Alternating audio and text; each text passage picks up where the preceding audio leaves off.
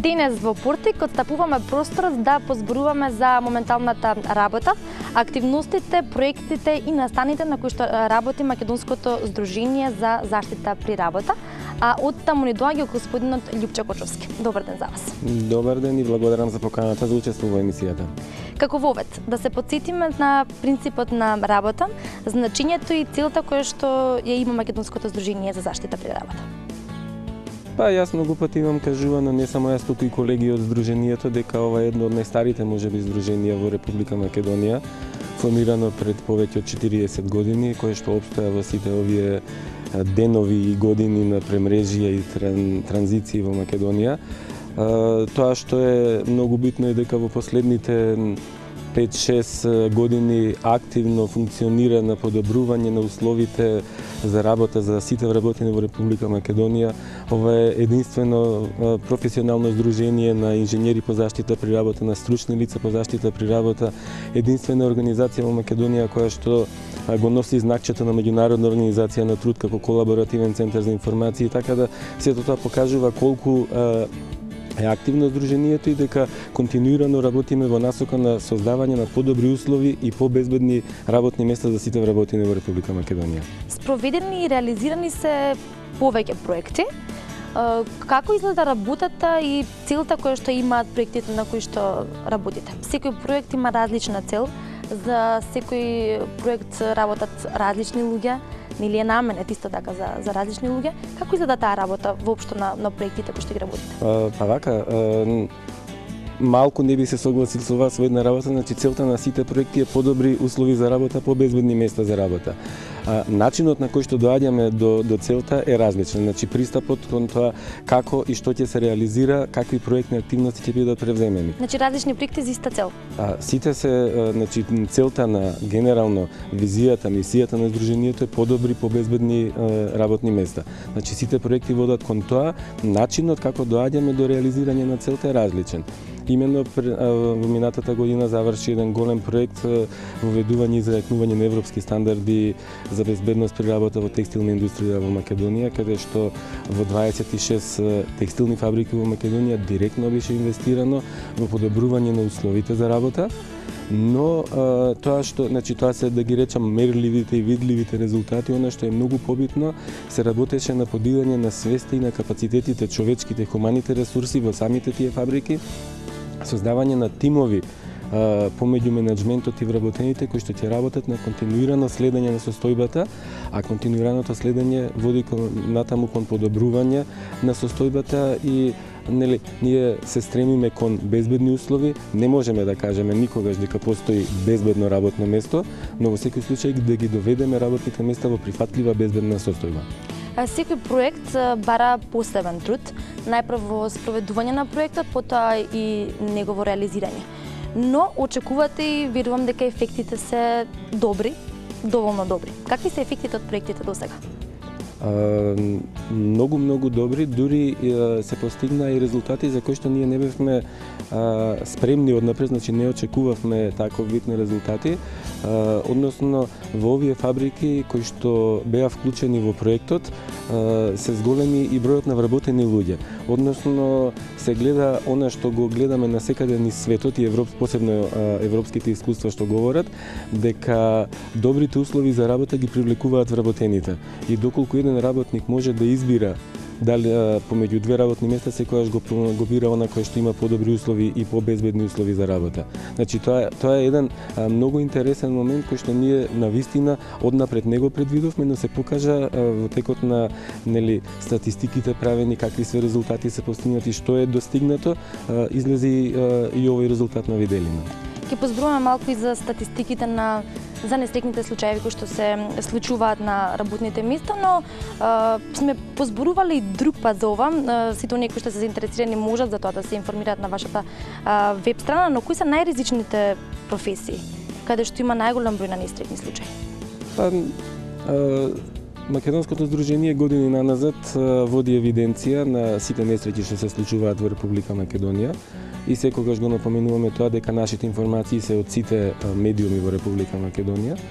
И тоа што го согледуваме, а верувајте не отстапуваме воопшто од европските и светските статистики, е дека не би рекол најнебезбедни, туку дека најмногу несреќи се случуваат генерално во 3 области, тоа е градежништвото, земјоделието и сообраќајот.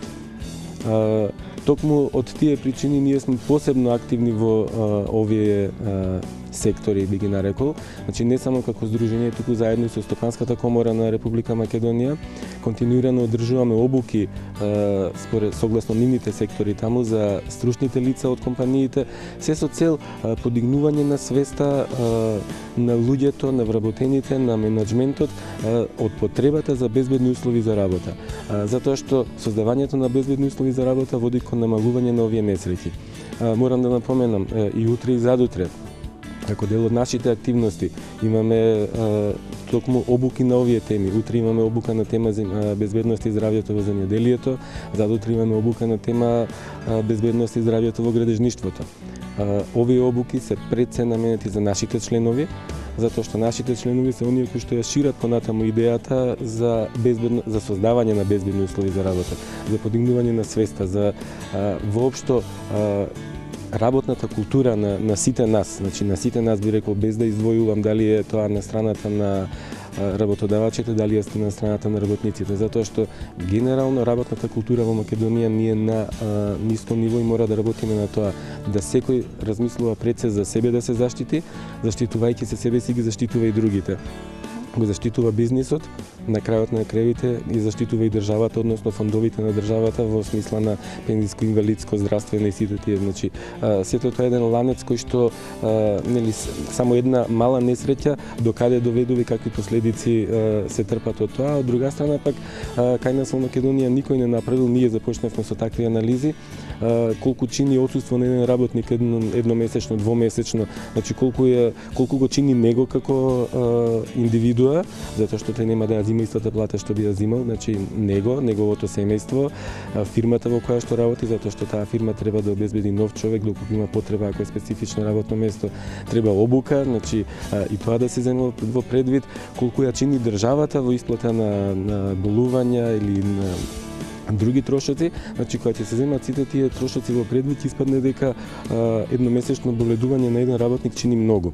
Не едноставно кажано, не дошол еден месец на работа и завршена работа. Не, многу фактори треба да се земат во предвид и кога ќе почнеме на ниво на држава да размислуваме дека сето тоа чини, ќе имаме можеби поинакви резултати. Јас тука би се надоврзал, ако ми дозволите, спомнувавме проекти, значи ние неодамна имавме промоција на новиот проект што го започнува Македонското здружение за заштита при работа, односно градење на капацитети за безбедност и здравје, каде што една од основните цели е воведување на системи за управување, почнувајќи од национално ниво па до ниво на компанија.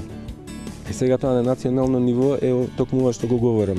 Па дури и поврзаноста на надлежните државни институции околу тоа како се водат и што се водат и од евиденциите за несреќи при работа, кои што морам да кажам дека не се усогласени, па до тоа на ниво на компанија како се води, како се управува со безбедноста, како се води евиденцијата, дали се превземаат соодветни мерки за континуирано одржување на таквата состојба или пак доколку е потребно подобрување на состојбата.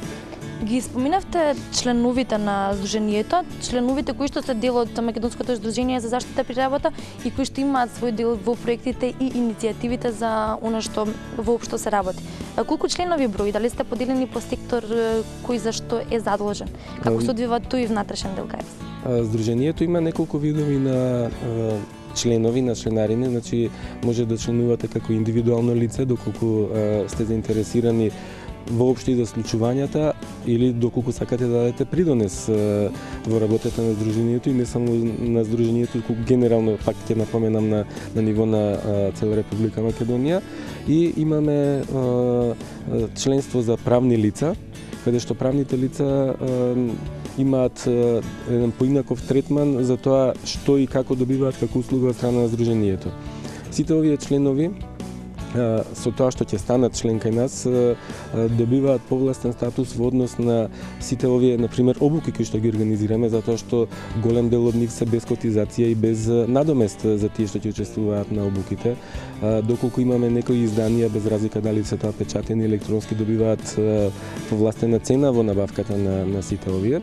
Од друга страна пак се редовно информирани за сите најнови случувања, односно доколку има измена во закон, нови правилници, подзаконски акти, па дури имајќи го предвид и тоа што сме ние колаборативен центар на меѓународна организација на труд, сето она што се случува и актуелно надвор од Македонија, на ниво на Европа или во светски рамки, може да го добијат од кај нас. Тоа значи дека не мора, да речеме, во една одредена фирма, компанија, некој континуирано да ги следи сите службени вестници или по страните на министерствата да бара дали има некакви промени во однос на работата поврзана со безбедноста.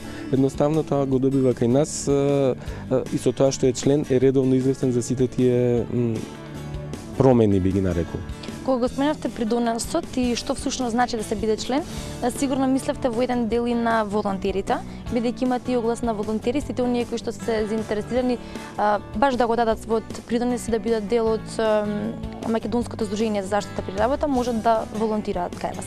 Точно така, кај нас континуирано е објавен конкурс за пријавување на волонтери, што значи дека сме отворени и сакаме да привлечеме што е можно повеќе луѓе кои што би биле заинтересирани да работат пред се во областа, од друга страна луѓе кои што би имале можност да работат на проекти, да се запознаат како функционира целата таа работа, ќе можат да се вклучат активно во реализацијата на проектите, што ќе им донесе едно големо искуство во нивната понатамошна кариера.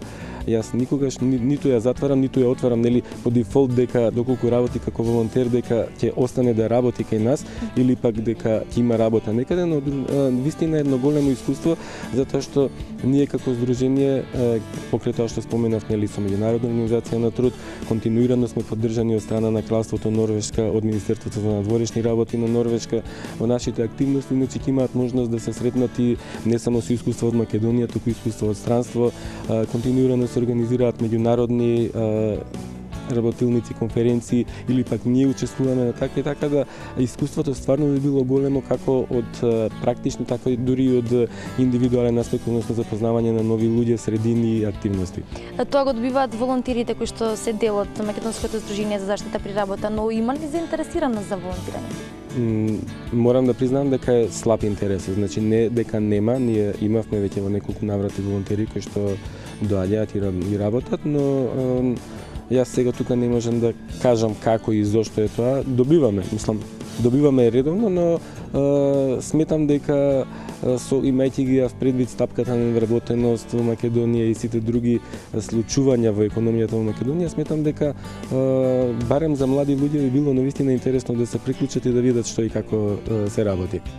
Меѓународен информативен центар за заштита при работа. Што представувате?